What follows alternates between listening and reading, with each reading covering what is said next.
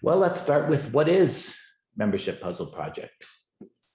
MPP is a public research project focused on the practice of membership as both a business model and an editorial orientation that sees readers and listeners and viewers as much more than a revenue source. Why MPP? Well, because public service journalism needs to become sustainable. Digital ads distort the product. Government funding is risky. Subscriptions have their own problems, and there are not enough billionaires to go around. Who is MPP? Jay, Ariel, Emily, all here in studio today, plus our coaches and experts, many of whom you will hear from over the next 4 or 5 days. But MPP is also the newsrooms that we have learned from and the hundreds of members of news organizations that we've talked to. Our institutional home is the Media Development Investment Fund, and Mohammed Nanhabi is going to say a few words of welcome. Mohammed. And thank you, Jay, for that introduction. I'm Mohammed Nanhabi, and I'm the Deputy CEO of the Media Development Investment Fund.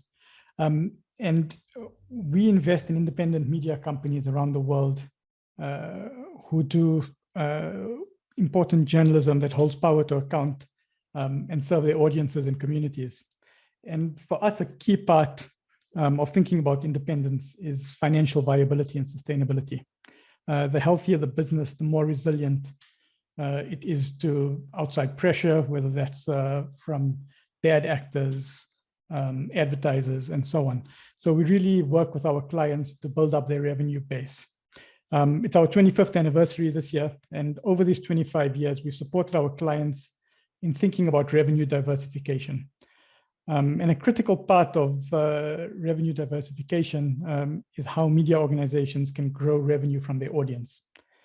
And this comes in many forms, but I think what Ariel, Jay, and Emily have really shown us with the Membership Puzzle Project is that thinking about membership and community as a core part of an organization's DNA can, for many organizations, take them beyond just this transactional relationship, which we often see with subscriptions and sales and so on. And that's why this project was so exciting from the start. And we were excited to have it as part of MDIF to really help us and help our clients think about going beyond transactional value. This work has really been the product of many people, Emily, Jay, Ariel, the many researchers, practitioners, coaches who've really built up a robust set of practices that, having looked at the work, I think many media organizations for many years will benefit from in growing their organizations. We've really been proud to be part of their journey and to be able to support this team. And I think my colleagues, if I can speak on their behalf, Patricia Torres-Bird, Bella Clot from our Media Advisory Services practice, who work with our clients on a day-to-day basis to think about sustainability, viability, growing revenue, have really benefited from this project and have been supportive of this work. And of course, finally, this work, as much as we think about it and theorize about it and build practices about it, it's really the work that the grantees and clients of the Membership Puzzle Project have done.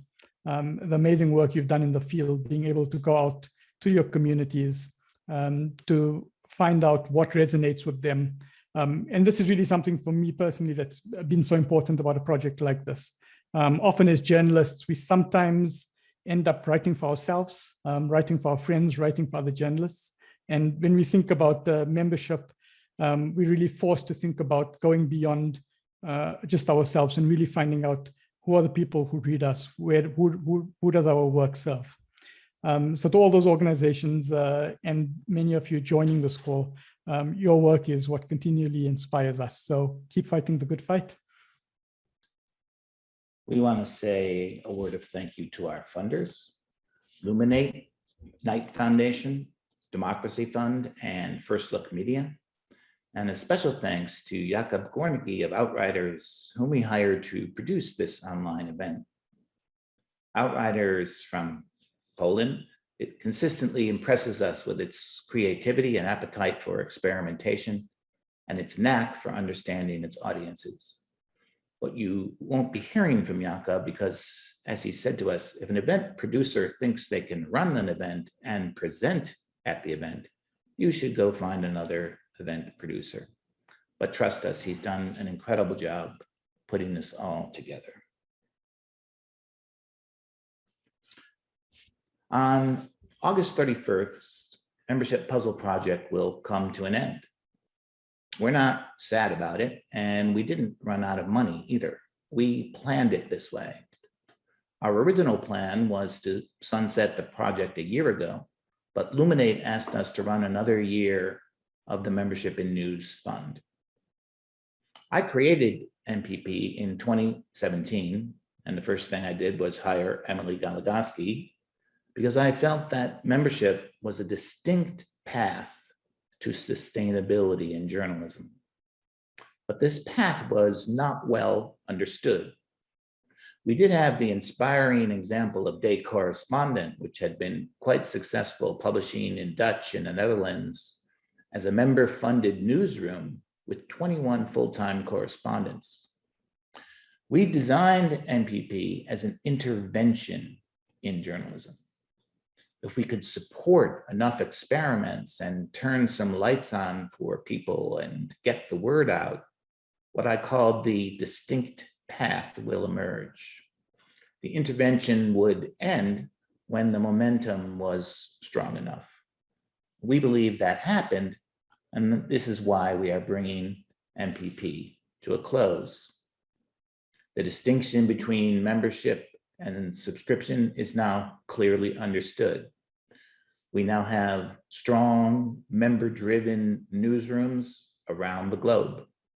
They are doing it in many different ways, too many for one project to track. There can't be one center of gravity any longer, and therefore now is the right time to end.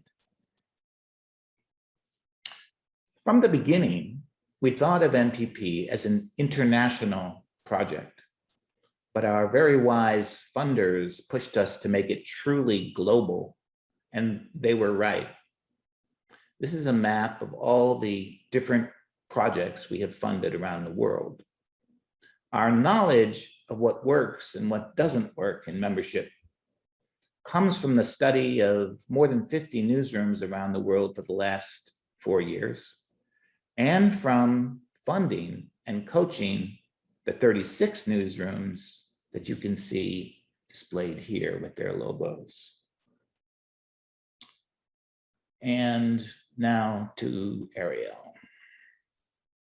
Thanks, Jay, and thanks, Mohammed, for joining us today. Our goal by the end of this week is for member-driven newsrooms around the world to meet colleagues with similar stories, similar opportunities, and similar struggles, and to feel prepared to continue that conversation with each other without us as the bridge.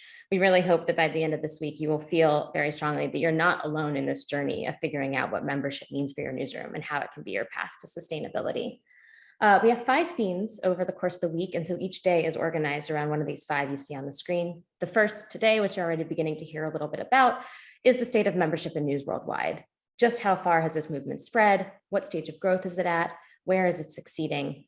Day 2 is about the membership struggle. Membership is a new way of working, and every newsroom faces internal challenges in making the shift to becoming a member-driven newsroom. Plus, in countries where most don't have the money to give to journalism or press freedoms are still lacking, the membership puzzle looks a lot different and is a little bit more challenging. And we have some great speakers lined up tomorrow to talk about how they navigate those challenges. Day 3 is about the twists in your membership journey. All of you probably know that not everything goes according to plan. Day 3 will be about how newsrooms around the world have adapted when they have been thrown a curveball and what sort of out-of-the-box tactics have emerged from their experimentation. Day 4 is for that stage when you have members and you're trying to figure out what next. After you've proven that people are willing to join your cause, what do you do with them to deepen that relationship? And the last day is about the questions that we haven't answered yet. Where are the new frontiers of membership? Where does membership have to go next? which areas are ripest for experimentation. We have some great speakers lined up on day 5 to get you thinking about new ways that membership can take form in your newsrooms. A few notes about how things are going to go over the next couple of days as well. We are doing most of the presentations in a Zoom webinar format. And that means that if you want to ask questions to the presenters, the best way to do that is to use the Q&A button that you see at the bottom of your screen. If you drop the questions in the chat, it's quite likely that the presenters will miss it. We have more than 700 people registered, which means we'll likely have more than 100 people online at any given time, and the chat will be quite busy. So if you want your questions to be seen by the presenters, please drop them into that Q&A function instead of the regular Zoom chat. With so many people joining, there's a good chance we might not get to all of the questions, or you might want to talk to people more beyond the session time. We created a Telegram group for that purpose. So if you haven't joined already, please feel free to join that and to keep asking questions of the presenters and the others that you meet during this week in the Telegram chat. When you're tweeting about the event, we would love if you use the hashtags MPP Summit and My Turn. We really see this week as an opportunity to show you that it's your turn to continue the membership work around the world. And please use these hashtags if you're tweeting about the event so that our social media team can make sure not to miss them. The sessions are all being recorded with the exception of the breakout sessions. We will be sharing those recordings either the day of in the evening or soon after. So if you can't make something, no problem. We will have the recordings available quite soon. And the last is that we have a code of conduct for the event. We have shared it in previous emails. If you haven't seen it yet, please take a moment to take a look at it. Jakob just dropped a link to the chat. We have more than 700 people joining us, as I said, and so following a few basic best practices for interacting with others online will help ensure that this is a smooth event. 2 sort of like top line things to think about there. If you wouldn't feel comfortable saying something to someone face-to-face, you should not be saying it in the Zoom chat or in the Telegram group. Another is to make sure that you allow space for others to contribute to the conversation. The chat can get busy. Please make sure that you are leaving space for everybody who wants to contribute to the conversation to do so. And last, if something happens that makes you uncomfortable, please DM the session host or send Jakob a note on Telegram or email us at info@membershippuzzle.org and we will deal with it promptly. Just a few brass tacks things that we wanted to make sure to go through before we jump in.